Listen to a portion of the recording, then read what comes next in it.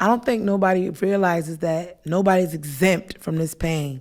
Nobody's exempt from losing a loved one. This heartache that I feel could be any mother, any father, any wife. Anybody can feel the same pain.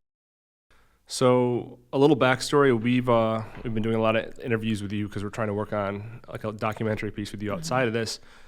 I thought having you in studio for the podcast would be great though, because you have a lot of thoughts on different things. I'm just kind of going to go over some of those things that we've gone over before and kind of talk about your story a little bit. So we originally started doing the documentary after the passing of your husband, Daquan. Can you tell us a little bit about, or can you speak a little bit about that? We started doing a documentary right after Daquan's passing. Over the last few months, it's been up and down, but I must say that I feel like right now I'm in a better space than I was when I first started the podcast, even though at that time I thought I was in a great space. But over time, I can see my growth and change through out those last few months. It's like after losing my husband, my vision got clearer on several things. Like before, I thought I had it all figured out and I knew what I was doing. And I was wrong. I didn't. I had to really go through a lot of things over the last few months to realize that I got a long ways to go still. But I'm in a better spot than I was back then. Tell me a little bit about Daquan. Tell me who was he, and where did he grow up? Just kind of give me a background to him a little more. Daquan Sullivan, he grew up in the city of Syracuse. He was well known. He was, I would call him a gentle giant. Daquan to me, like over the last few months, I realized Daquan had two separate lifestyles that he lived. And when I say that, it's like a lot of people knew him on the streets and just knew him as Kiss. But you had to know Daquan to know Kiss. Like, and a lot of people didn't know that side of him. I mean, he could cook, take out braids, put ponytails in your hair, let the kids paint on his toenails, his nails. And it's like people probably wouldn't even know that about him. Like, I was a real big provider and a protector. Like, and I just felt like I never needed nothing dealing with Daquan. But it wasn't always like that, because I remember when he was real wild and in the streets. I messed with Daquan since he was 19 and I was 16. And I watched him grow. When I first started dealing with him, he wasn't such a provider. He didn't care really about nothing but being in the streets. And once he changed for the better. He did a whole 360. And it's like, I look at my life now without him, and some days I just be like, I don't even know how I'm going. Like, I don't even know how I'm going on without him, because I'm so used to having him. I never thought I'd be living life without him ever. Even though I know that one thing in this life is certain, is death, I just never imagined it to be me living life without him. But I'm also learning that, everything happens for a reason. Like, God has a plan for everything. And I say that because just over the last few days, Thanksgiving to be exact, it was horrible. Like, it was horrible to the point where I didn't even want to get out of my bed. I didn't even want to eat no Thanksgiving food. So I didn't eat no Thanksgiving food because I didn't want to. And I had a dream about him Thanksgiving night, but I dream about him so often. But it's like when I'm upset, I always dream about him. Whenever I have a bad day, I always dream about him. And I asked my friend, like, why do I always dream about Daquan? When I'm mad, for sure, I'm going to have a dream about him. What do you think that is from? And she said, that's just him reassuring you that he's with you every step of the way. Because that's just like, Shab, I'm with you, even on your bad days. And that's just how I felt, because the next day when I woke up, I was back to my normal self, and I had a great dream about him. It's funny because I met Daquan, I think, 2016, right? That was when we were at your house. And then I met him again when was it, like 2020 or 19? Was that 20 through Rashawn. And he's got such a kind of a legendary status because the guy I met was so warm, and he was just a very like kind, just you just felt comfortable around him. And then I'd hear these stories where it's like there's the other side of him where he was just a serious dude and like he was never threatening, he was never talking tough, but you could just feel a presence of he carries weight. And so I mean, when did that changeover kind of happen between the person that you say was like just wild and then just when he kind of something changed and he just became a warmer individual, if that's the way you put it? I feel like when we were younger, I used to be like scared to be around him all the time, like driving the car with him because I was hiding from my mom and I wouldn't want to see me dealing with him. And back then I feel like I was always scared that something was going to happen to him because I knew the type of life that he was living. But it was like I had my oldest daughter. He went to jail, and he came home, and he was still wild, but he was on paper, so he was moving a little differently than he was moving prior. But I felt like around... What does that mean on paper? He was on parole. So he was moving parole time. He ain't want to catch a charge or he had to be in the house certain time, so he was moving a little differently. And I believe like around, I would say like 2011, 12, he was wild but trying to slow down, but he ain't know how. Then I got pregnant with our daughter in 2012, and he was like becoming a different person. And I remember being pregnant, not wanting to keep our daughter because I'm like, you two in the streets, I don't want to have another baby. I already got one by you, and you wild. Shop, I'm going to change. And I could just gradually see him change, like, during that duration of that era. Like, he was changing in 2012, 2013. He was really changing. He was becoming a different person. And now I was starting to feel real warm around Daquan. Like, I always felt safe around him. Like, it was never a time I was around Daquan and I didn't feel safe around him. Like, it always made me feel like everything was going to be okay. Like, I didn't have to worry. Like, I never had to worry about nothing with Daquan. And I felt like he had this, like you said, legendary stats, like he held weight, like, and he knew it. Like, he would tell me, "Shop, I ain't regular." I was like, boy, please. And, like, I could just tell because, like, I would be with him sometimes and I would see people that he was, like, at odds with. And Daquan was never scared. I don't care if he was with 10 people, he was going in there. Like, even if come on, Shop, even if I was with him. And, like, most dudes would be scared to go somewhere with their girl and it just be y'all. Daquan wasn't. Like, Daquan would, like, be desiring for somebody to do something. I wish they would. I was like, Daquan, like, why you act like that? Daquan was like, because they know. And then we always make it out. When we get outside, we'd be cracking up laughing or something. And he'd be like, ooh, baby. The shoe was on the other foot. I was like, Daquan, really? But, like, he would get a thrill out of, like, knowing he had, like, this weight to move around. And I always be looking at him like, yeah. And he used to do something to me, too, like, to have him as my dude. And he moved like that. And it was just, like, I never felt like Daquan was, like, gonna ever not come home. You know what I'm saying? Or lose his life in the streets. Even though I felt that way, like, in the back of my mind, like, in my heart, I just never could feel it. Like, because he always came back home, like. And I just feel like the side of him being gentle and warm is a side that, like, you had to know him to know that part of him, because a lot of people don't know that part of him because he always had his persona, like, being so tough all the time. And Daquan was a real gentle dude, though. And he's like, I look back at us, like, even our younger years, and it's like, if I had to do it all over again, I'd choose my nigga to do it all over again with, like, seriously.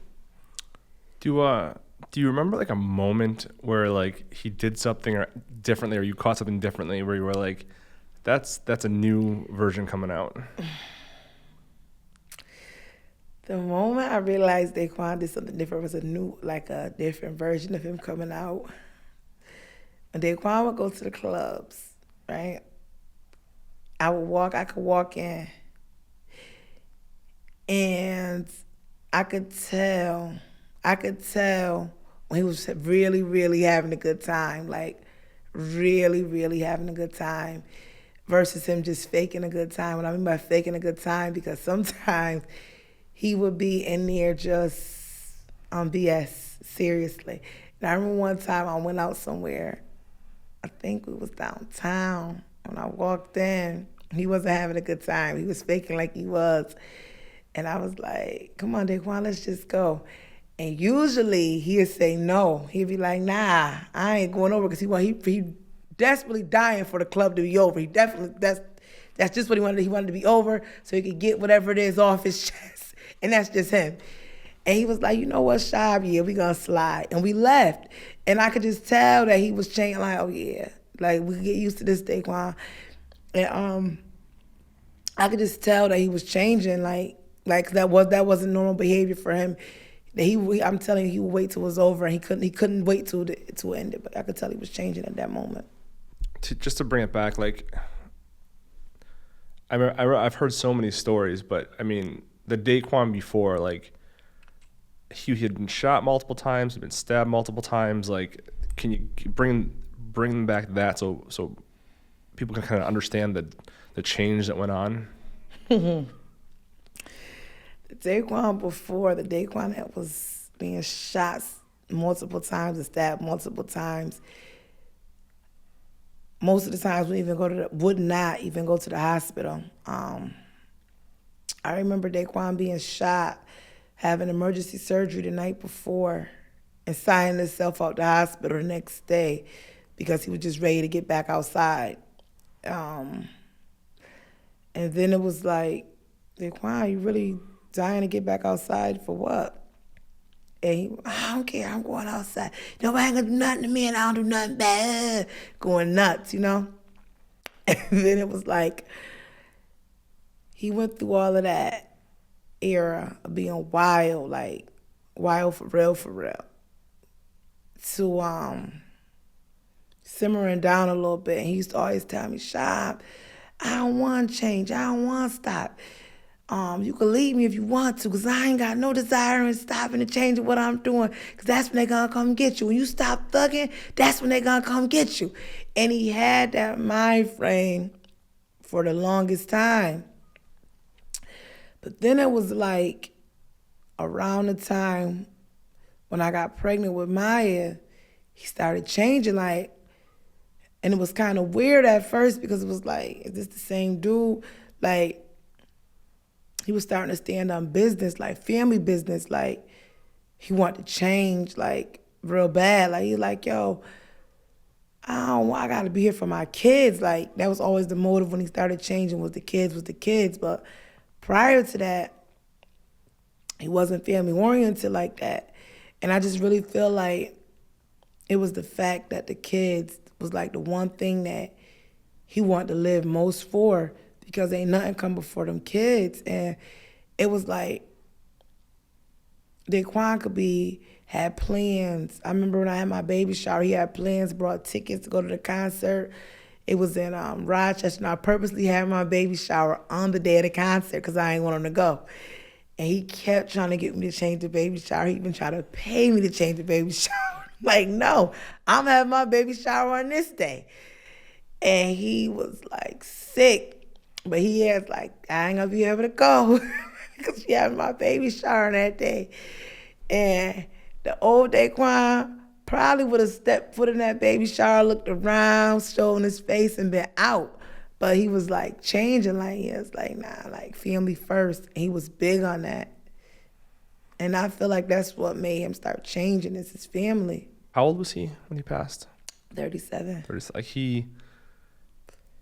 I feel like a lot of guys don't make it to that age. And the guys he was speaking to, because he was talking to kids, right, and trying to get them to change. When did that kind of begin for him, or he started trying to, talk to the younger generation and get them to change things? I feel like that was a newer part of him for sure. Like when he came home this time in 2020, because he would like go back a lot and like analyzing his childhood and the people that he was around who had the biggest impact on him. And he would always tell me like, yo, Shab, if my Uncle Albert would have lived, I don't think I would have ever had a desire of slowing down and changing, because it was like my Uncle Albert was the one person in the world that I could tell the truth to about anything. He's still gonna come get me out. He gonna try, at least. If he can't, he gonna definitely try. He gonna be there for me at court. He gonna be there. He gonna, anything he gotta do. He said that when his uncle died and he came home, his uncle died, I think, in '08. That's around the time he came home in '09, and he was moving differently because he was on the papers. And he used to tell me, like, I started moving different too, because I realized when I stepped foot out, like, I ain't got nobody that I know for 100% sure gonna be all in for me, right, wrong, and indifferent, and still go to bat for me. But my uncle, he used to be like, I used to just feel like I could do whatever and I'm gonna be good. And I feel like there's a lot of people on the streets who don't have that relative, and they rely on people from the streets that they know that got a story, they know that's solid. And Daquan was that person. So Daquan used to go like, I'm gonna give back. Like, I don't want him to take the route I went, because had I known it was a different way, I probably would have went the other way to begin with. Did you know him or anything about him when he was younger, or not so much? You know what? I don't remember Daquan when he was younger. I remember all his brothers from when he was younger. And I used to always tell him, Daquan, I don't remember you. Where you was at, up under Feast of somewhere? He'd be like, no, I was sort of whooping ass. So I was like, Daquan, you wasn't. I don't remember him when he was younger. I remember his brothers when he was younger, but I don't remember him when he was younger. Did you guys went to the same high school or no? Nope. Okay. Daquan was pretty much done with school when I was in high school. He was outside already. Do you think, like, way back when, like, what kind of led him that direction in the first place? Do you think he ever kind of had a choice, like two paths in the road, or like what was his story? I feel like Daquan was born in it. It was, I mean, I don't feel like he had a choice. Like, when you coming from where we came from, or where he came from, the neighborhood is right outside your back door. Like, he ain't have a choice. And like, it's the curb and the sidewalk. And once you pick your lane, like, you in it. Ain't no turning around. Once you jump off that porch, ain't no turning around. And that's what Daquan motive was like. It's always been like. That's just like these kids today. Like, they want to be in something. They don't realize once you make that choice, you in it. Ain't no turning around. You ain't turning around. Once you there, you there. And it's like you pick your group of friends to hang with, and everybody know what they friends into or what crowd they want to roll with. That's who you stuck with. Like, ain't no turning around. Was it just him? Like, what made him so different? Because I feel like he was just, from everybody I've ever spoken to, he was just one of the, I guess he was a leader, and the leaders are more rare as it is, but like, what was it about him that drew people to him and that kept him just safe for so long? I feel like with Daquan, he was different. He wasn't watered down. Like, you got dudes that act different around other dudes and talk different around people. Daquan talking to you the same way he's gonna talk to you when you're not around. And that was just him. And it's either you like it or you don't. And it's like, when he write about something, he going to bat. He write about it. He gonna argue you down all day and all of that. Like, even the way Daquan handled me was different. Like, I don't see people like us too often. Like, everybody likes to be like, Shab, you had Daquan Punk. You had him put. I was like, I did not have Daquan Punk. But it's like, Daquan was different. Like, I could get whatever I wanted out of Daquan. Like, even whether he had it or not. Like, if I say I wanted it or need it, he gonna do it.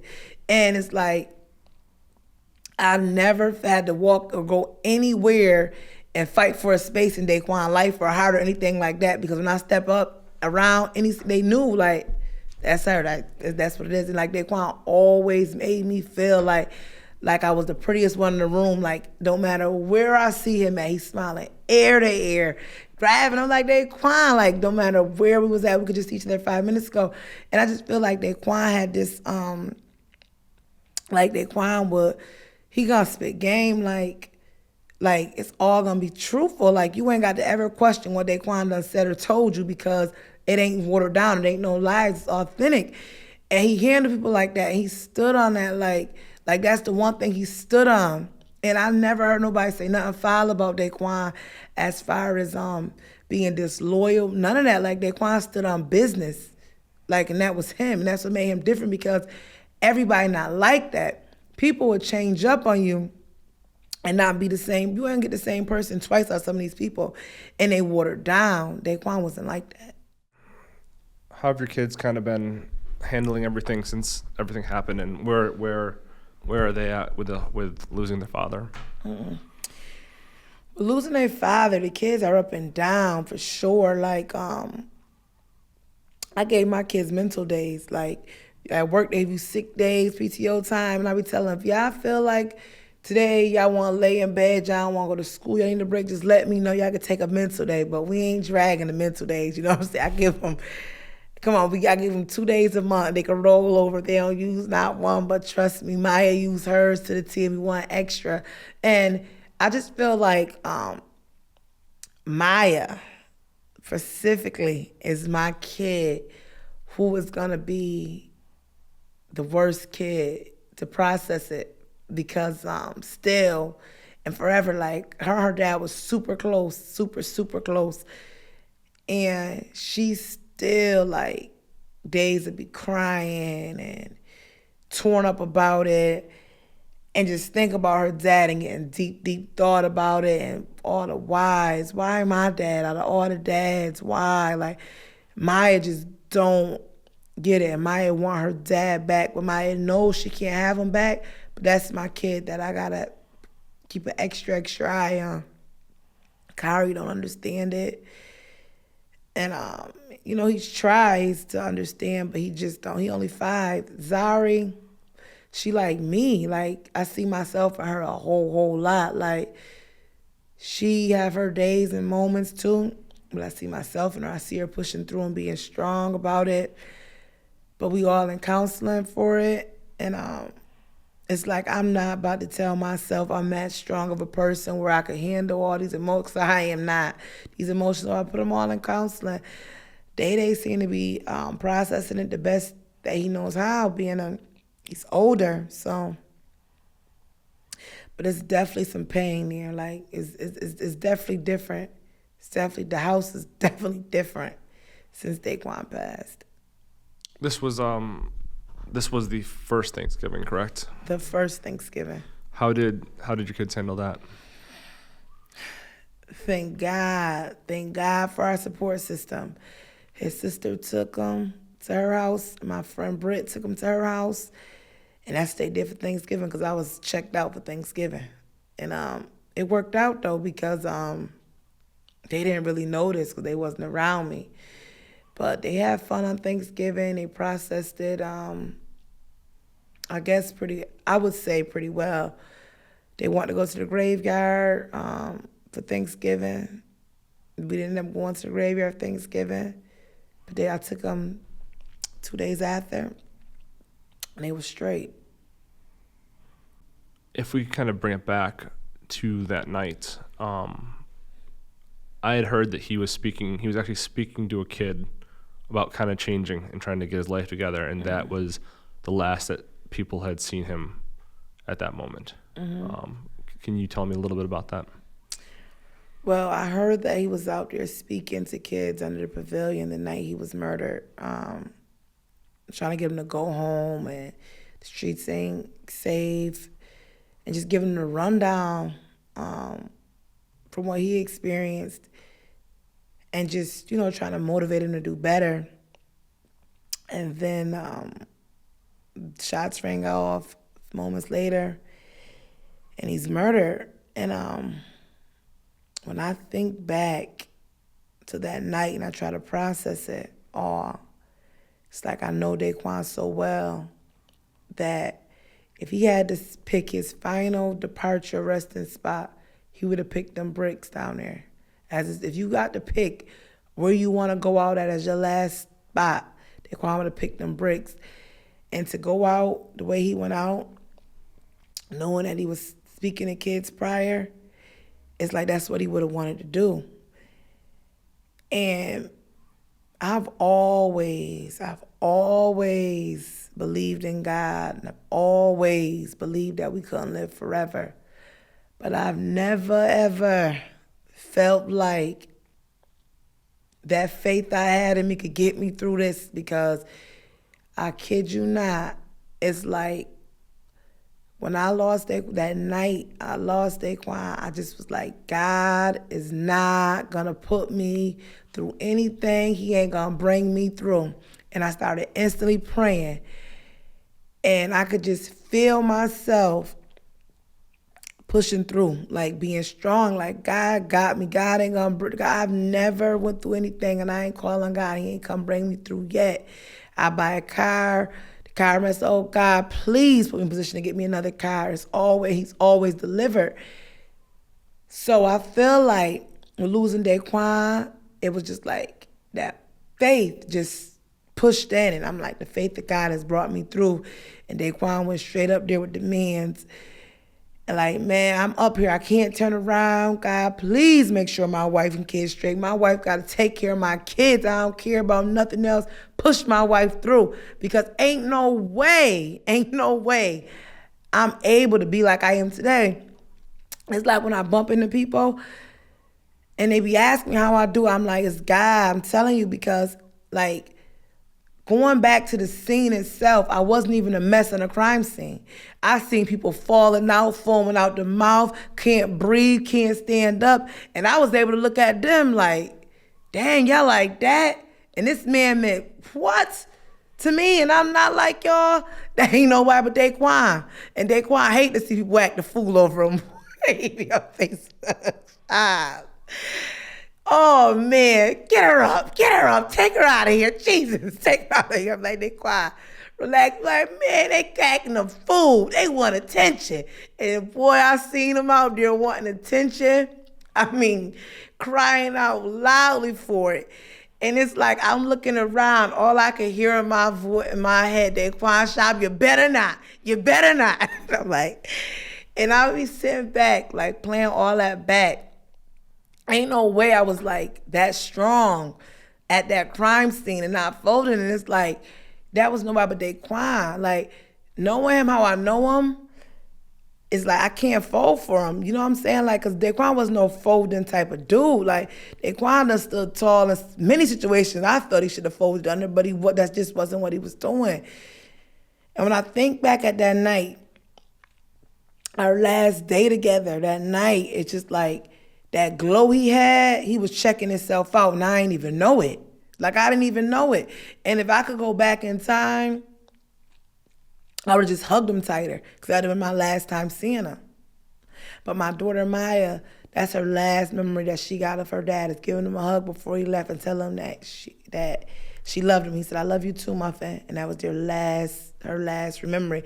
And I'm so glad she got that, because that's the kid of mine that need that. How do you, when you come back to those memories now, like how do you get through all those moments? You know, when I come back to the memories now, and moments, I have so many memories of Daquan in my phone.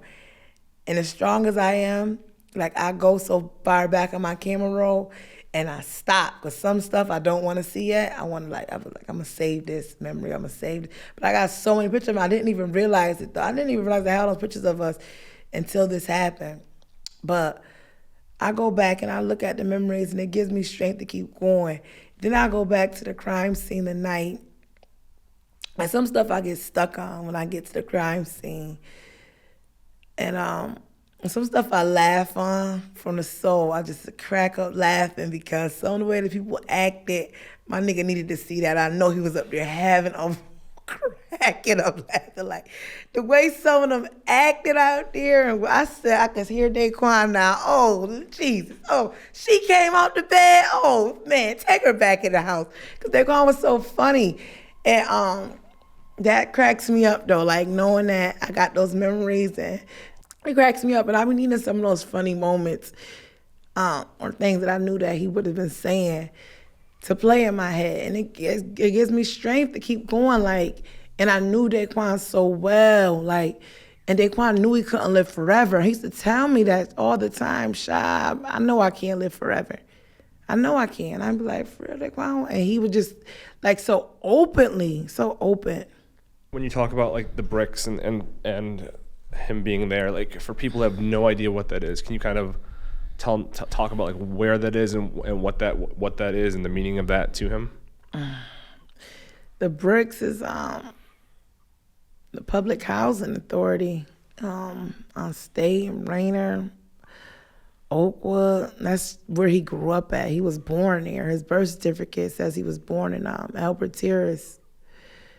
And it's like you can't say the bricks without saying his name, his brother's name, someone like around him that he's close with, affiliated with, gonna pop up when you say them bricks. And he think he owned them bricks. And I'm like, you don't own them bricks. Syracuse House own the bricks. Them my bricks. Them my projects. Like, bruh, you don't own them bricks.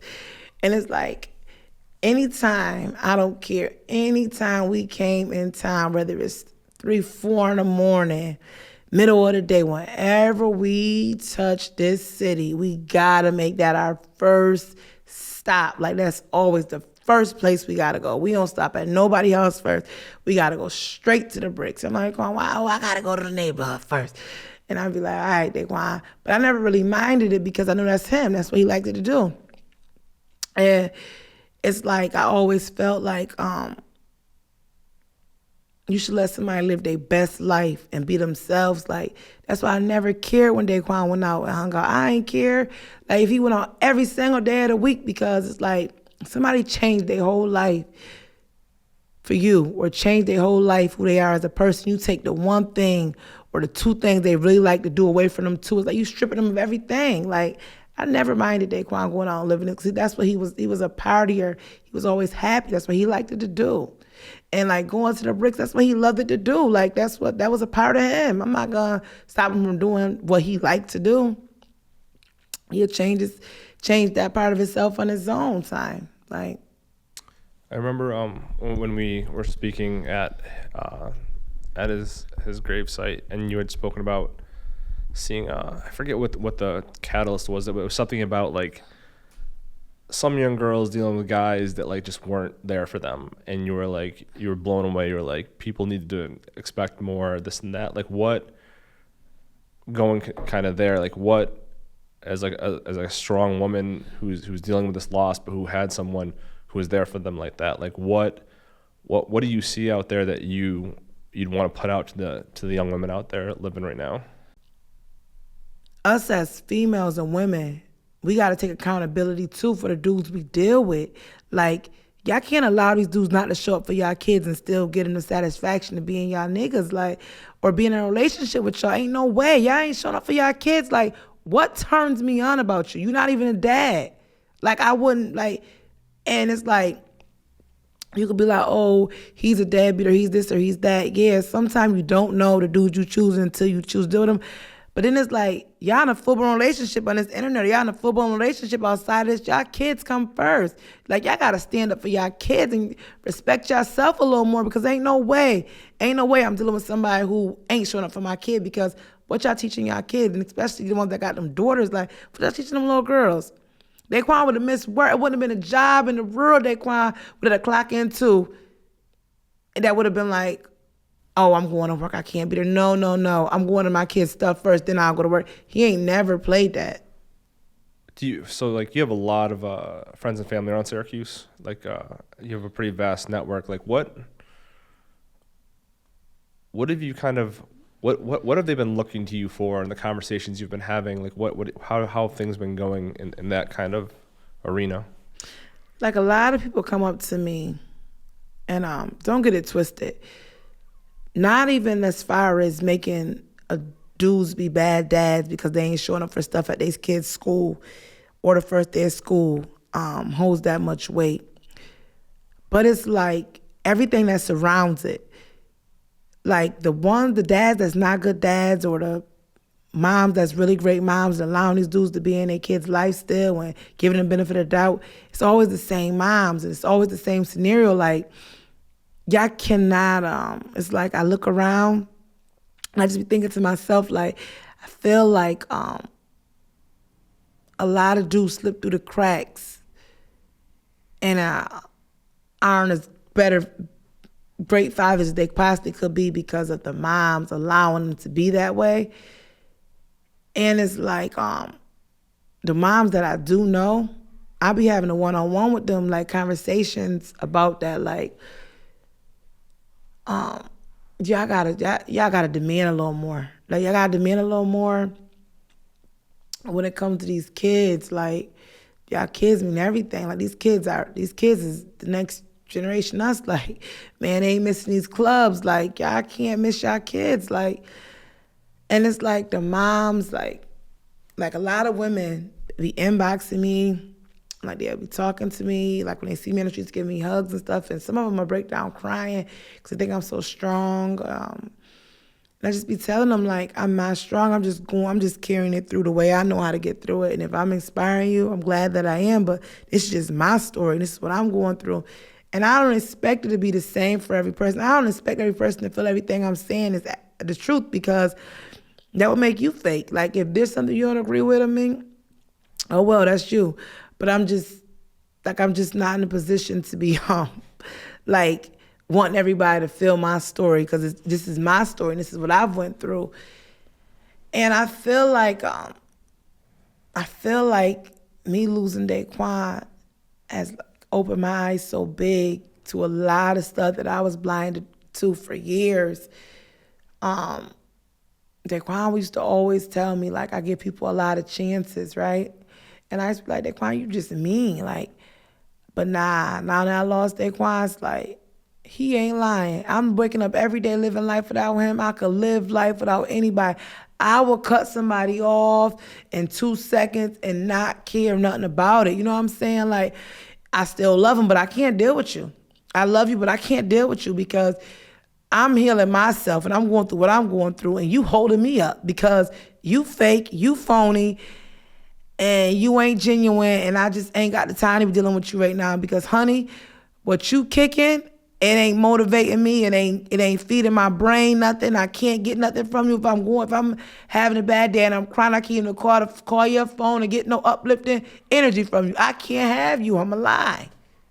And that's just how I feel on the night. Like, Sade, you gonna cut everybody off? Well, guess what? That mean I cut them all off because God preparing me a whole crew of new people to roll with because they no longer are for me. And that's just like how I feel about it.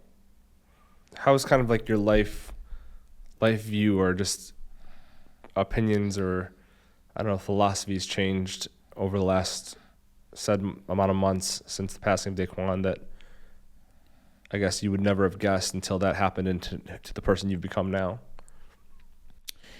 You know, over the last several months with the passing of Daquan, he used to always drill at me, like, Sade, we ain't gonna be together forever. And I used to be like, every time I was like, Daquan, we gonna be together forever. Nah, we ain't gonna be together forever. One of us gotta go first. And I used to be like, Daquan, why you always talking about death? He's like, no, I'm just telling you because it's the truth. Sade, it's the truth. We can't be together forever. One of us, we ain't gonna be together forever, but we gonna be together as long as we possibly could. I said, baby, we gotta go. One of these days, we gotta go. And I used to be like, Daquan, like, chill out. But I'm so thankful and so glad that Daquan always put that in me, or always, like, made it a point to tell me, like, he's gonna leave or I'm gonna leave first. We never gonna be together forever, because that plays a big part of my healing journey now. And I know that everybody gotta go, just a matter of time. Nobody can live forever. That's insane for anybody to think that we here living forever when we know we on borrowed time. But I feel like him having that in him to drill in me that we're not gonna be together forever. And he's been telling me, Sade, if anything happens to me, don't look for nobody. That's the thing that plays in my head the hardest, because I don't look for nobody.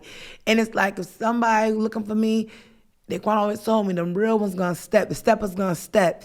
And he ain't lying. Like, I don't have to look for nobody. You know, the people that meant something to him or mean something to me, they always coming up and showing up. I don't ever have to pick up my phone.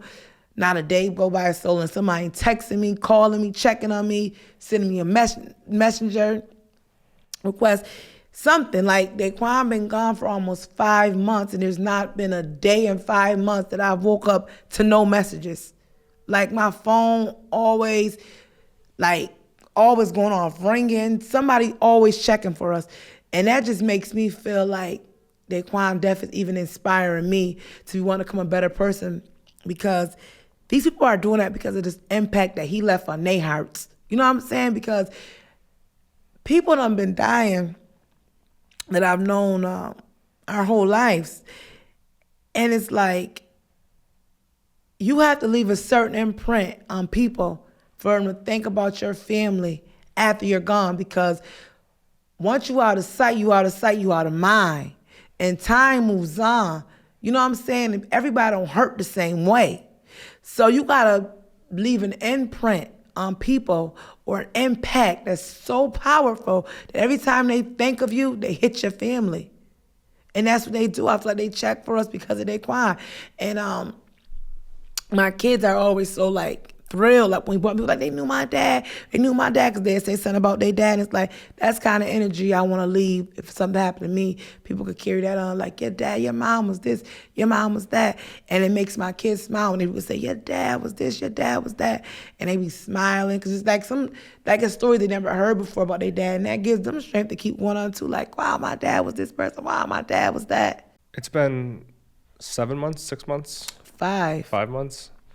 I know that the trials, or the pending trials going on, they got the kids that did it, correct? And can you talk a little bit about that whole experience and what that's been like? You know, it's like Daquan first passed away, I was cautious about the people I would let hug me or wanted to be around me, because I knew once they caught these kids, I was gonna know these kids' parents, these kids' feeling. Syracuse only but so big. So I was real cautious of how I moved around people, because I was worried about it. Like what if I let the relative or something hug me, or how I'm gonna feel? I don't want these people around my kids now know who killed my husband. But I knew I was gonna know. I knew it was gonna have a twist to it, and I was gonna know somehow these kids' parents. I know all those kids' parents. And it's like God gave me that closure because he knew I needed it. He knew that was something, the one thing I needed was to know. The uncertainty would have just killed me. I wouldn't have been this strong. Then they picked up the kids. And I just felt like when they picked up them kids that I would feel different. I would feel yay, they got those kids. They finally got them. Yay, it's close justice. But I don't feel like that. Those kids being alive, being able to eat 3 meals in a cot, they ain't giving me no justice. They give them kids 100 years. I'm not getting no justice, because if my man would have went to jail for a murder, it's he'd have been off the streets, but I would have still stepped. I would have still held him down. I would have still, I would have still been able to have him presently. So it's these kids still get to have their family. They still get to live. They still get to, jail was the same as the streets. Daquan was in jail setting it off, sending me thousands of dollars back home. So it's from jail. So it's these kids can go to jail and they can still make a way for their family inside if they know what they're doing. So it's that ain't no justice for me. So when I go to court now and I listen to sit in, I go to court because if Daquan was alive and he had court, I would show up, and this court is for him. So I show up. But it's when I go there and I look around and I see them kids, that ain't no justice for me. And it's just the state that I'm in right now. It's justice for me would be them sending them kids somewhere and having them work, hard work, labor, or something like that for 15, 20 years, getting up every day, 6 a.m. and working all. That would be justice for me. You know what I'm saying? But I know that jail is not the kind of justice that's going to do anything for me, because I feel it's kind of a luxury living for somebody who took somebody's life and they didn't have to get their lives taken, because jail was that's not justice for me. What was it like when you kind of first walked in and saw them? I mean, what were the thoughts and feelings? When I first walked in and saw them kids, I said, them kids didn't even live half of Daquan life. These is babies. Like, y'all took my husband. Like, that was my first thought, like, disgusted. Like, y'all, out of everything he done been through, y'all, like, I was disgusted. How do you deal with that? Now when I go in there, Solon, I don't pay them kids no, like, now that I walk in there, and I be like, one of these days, I'm going to come into court, and I'm going to hear the judge say, free him, right? And it's like, I know they don't want to be freed, you know, and I know the families really don't want them to be freed. And I feel like that'll give me more of a justice to know that their families are on edge. Like, you know what I'm saying? And then it's like the God in me be like, no, Shab, let them stay in there. And I be thinking to myself sometimes, staying in there, they getting 3 meals. Maybe they was missing meals out here in the streets because the way like they look is like these ain't no regular kids, you know? And then I say to myself, I be like, I know Daquan well enough to know that Daquan gonna take care of them kids, Shab. So don't even worry about it. So now when I go in court, I just really go into court for Daquan. Like, I really go in there because he has family, he has a wife that loved him and still love him. So that's why I go to court. Like, y'all killed my husband, and every time I go to court, y'all gonna see me. So that's how I feel about it now when I go to court. But like, I really don't pay them kids no mind because to me, they already dead kids. You know the family members of them? You know their families? I mean, yeah, I know their families. How do you maneuver that whole world? It's not like I know their families like when we were friends personally. I just know of their families because the city of Syracuse is so small, so I know their families. Like, and it's like I knew I was gonna know their families, so that I knew I was gonna know their families. Daquan knew the whole Syracuse. Like, I knew I was gonna know their families, so that don't matter. I knew I was gonna know their families. Since this has all happened, like, the concern with like the oldest son and then with other family members, I mean, does that concern you that like you're gonna lose more people in your family to this thing now? No, that don't. So are your kids aren't going to the court? They're not seeing any of this go on right now? No. My kids ain't going to court. That's a part of, I don't think I'll ever let my kids go to court. Like, that chapter of court and that life of court and the memory of losing their father already, I think I'll leave court blank. And that's just to protect my kids as far as having that memory. Like, who wants to have that memory of your father getting murdered and you got to go to court and sit in and look at these killers that murdered your father and see what they look like? Like, I won't put my kids through that. Talk a little bit about Daquan's business that he was so passionate about, and then kind of where that is now and what you plan to do with that. Stay ready. That's his business. He was so passionate about. You know, it's funny because, like, that's the one thing that chokes me up. Like, when I do stuff for Stay Ready, like, it makes me weak because Daquan was so passionate about it, and I got to do without him. And I went to the shop maybe twice since August. And one time I went in just to check the mail and turned around and came out. Another time I went in and I started crying. I locked the door and I wasn't able to go in there.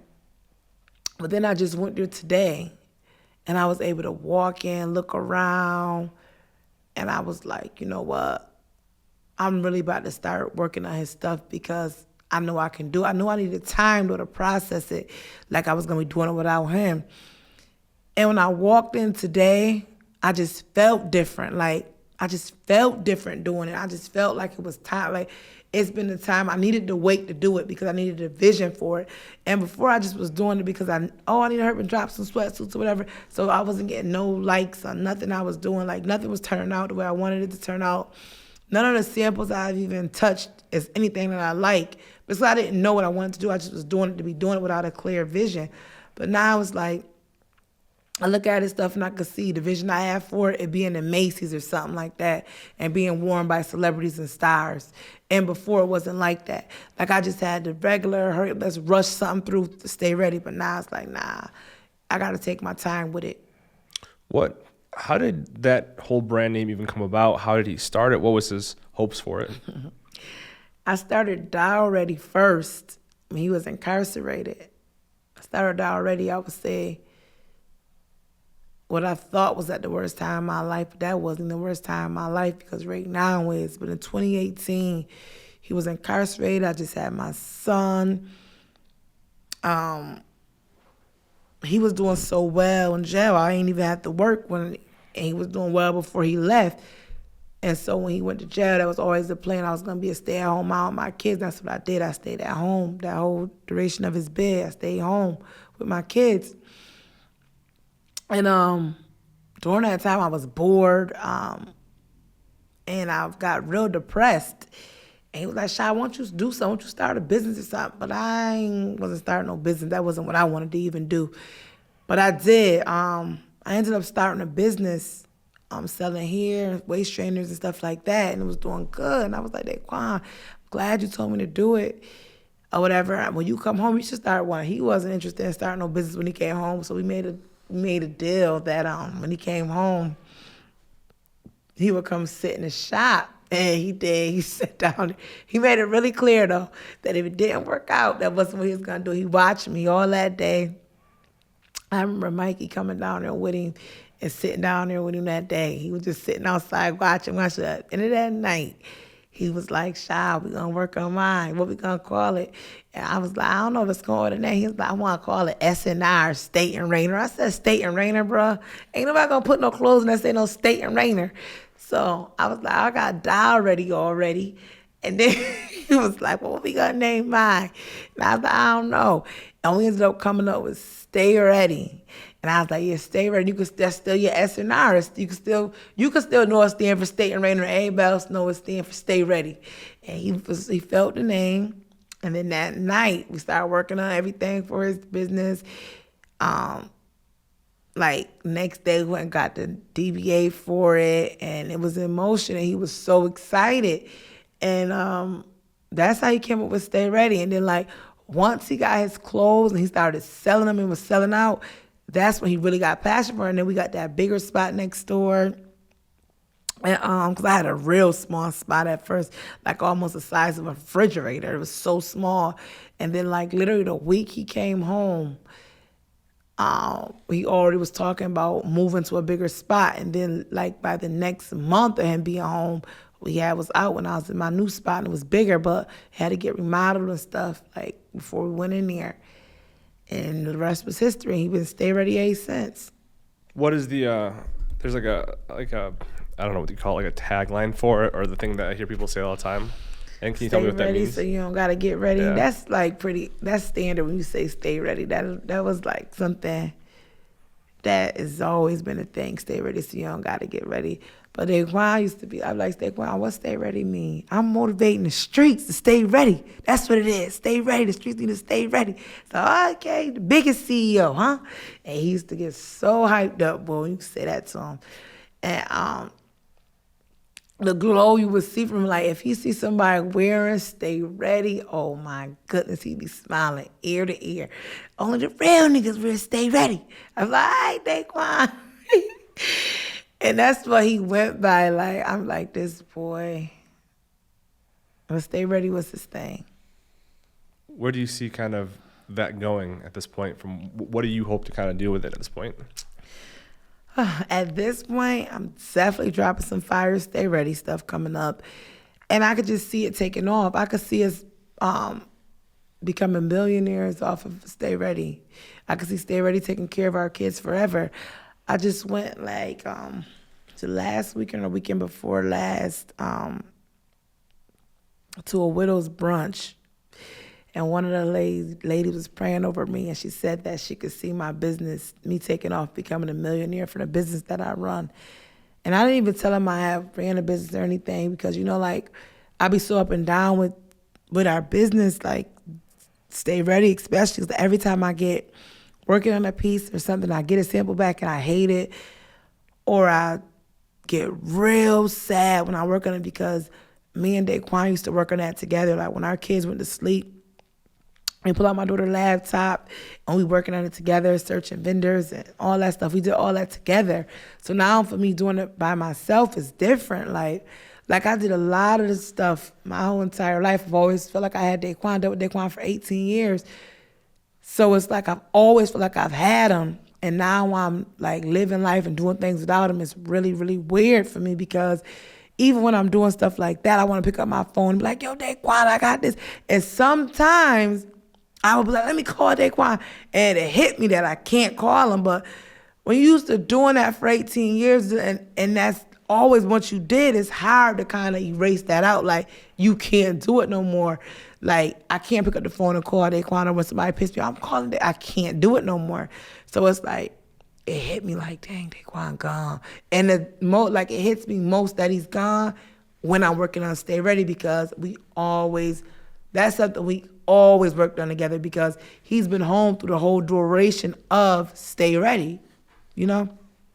I guess I would ask, like, with everything that's kind of passed and gone on,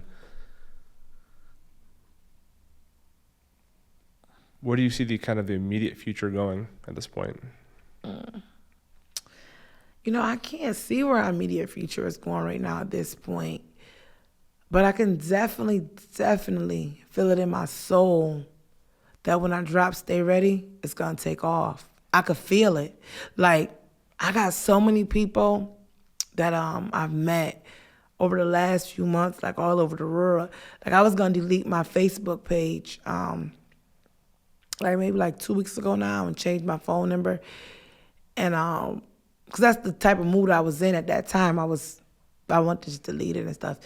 And 6 or 7 ladies inboxed me, please don't delete your Facebook. Honey, your Facebook has helped me. Like, it's been motivating me. I go on your Facebook and I like, the first name I search for is you when I go on there. One lady told me she didn't go to the graveyard for 3 years after she lost her husband. She started following me and she went to the graveyard, cleaned her husband's graveyard off. She's been able to go real often. Another lady hit me, said she don't know what I'm going through, but she gonna pray for me. But can I please keep my Facebook open even if I decide that I want to get off? Because she go back to my old pictures and my old statuses, and it gives her hope that she gonna make it through. And I just was like, if I'm motivating these people and I ain't even trying to, maybe God sent me here on this mission to do this, and I'm gonna keep it open. I'm just gonna log off myself. And then it's like, I went to that brunch and lady told me that my business was going to take off like that. And I was like, maybe she on to something. Maybe, that's just God sending me the confirmation to keep going. And I'm motivating somebody. Even at my lowest, I'm motivating people. So keep going. I just feel like once I get to where I want to be, because I know I'm not where I want to be right now, I'm going to be straight. I guess my last questions kind of surround, you, like you said, Syracuse is really small, and there's only so many people in it, and everybody's kind of connected one way or another. But what, in terms of the violence going on, the gun, like the constant shootings, the constant murders, what do you want to put out there? What do you want to say to the kids doing it, the parents of these kids, to the community around it, to the government governing that community? Like, what do you want to put out there? I just want to say, surrounding the gun violence in the city of Syracuse is like, I don't think nobody realizes that nobody's exempt from this pain. Nobody's exempt from losing a loved one. This heartache that I feel could be any mother, any father, any wife. Anybody can feel the same pain. But it's like you don't realize until it knocks on your front door and hits you in the chest. And it's like it's all fun and games almost, like the parents upholding their kids in the streets, and the parents knowing that their kids is actively involved and ain't saying nothing, and they hit you with a lie of, oh, I tried to talk to him and I can't, I tried. And when you feel that pain knocking your front door, hit you in the chest, you're going to wish you tried a little harder. You know what I'm saying? It's going to be too late, though. Once it knock on your door and take you out, it's too late. And it's like the kids that's out here running around committing these crimes, like, something going to hit you where it hurt, And it might not be jail, you know what I'm saying? Like, and then it's gonna take for them to have that heartbreak, and then for them to realize, or it might be jail to go sit them down and realize they friends that they thought was their friends ain't coming to visit them, they ain't getting no packages like they thought, and everything that they were standing on wasn't business, you know? And it's like, I feel like the city don't do enough though to stop it. Like, they don't even have any programs for these kids to go to after school. The only thing they got to do is run to the corner. Like, and then the money and the grants that they get that money to for these programs for these kids, like, y'all giving the money to programs to people in the city for grants who ain't never even been in the streets before. They don't even know where to get these kids from that's actively involved, because they ain't never had to run and be in the streets. Get this money to people who done been in this field that can stop these kids for real. So you're saying like the people that are getting grants aren't the ones whoever lived a life to know anything about it, basically? No. They're not giving the money to people that like who really lived that life, who really can make a difference and an impact because they lived it, so they know where to grab them kids at. They not, like, and it's like it's nothing for these kids to do after school. Like, they don't, like, we had the centers to go to. Like, they don't have that no more. Like, we had field trips and all that stuff at the centers. It's like, they don't have that stuff no more. We had stuff to do after school. And now everything's changed. Everything is electronics, laptops, straight off the bus home. Like, they don't have centers and stuff like that, like how it was when I was a kid. But if they did, some of the violence probably would be decreased. Do you have anything else you'd like to say, Sade? You always do great. So anything else you want to kind of put out there or talk about? Let me see. I don't think so. I don't think so, Solon. You did great. And thank you for being the first podcast. Because, yeah, that was excellent. Give me one last secret to life from your heart. One last secret from my heart. I mean, you gotta stay true to what you believe. Even when the odds are against you and everybody's going against you, stay true to what you believe. Because you gotta remember, in the world when everybody is trying to be the same, you were born to stand out. Daquan stood out. That's why he's a legacy in this city. And it's like, it's an honor to be his wife. Like, when I look back at his life, it's like Daquan was different from the start, and he left different. You know what I'm saying? He left like it's my time is up and I'm out of here. And he left a big impact on his way out. And that's what like really gives me my strength to push through. Like, my nigga left an impact on this city, and he gave me the blueprint. All I gotta do is run it.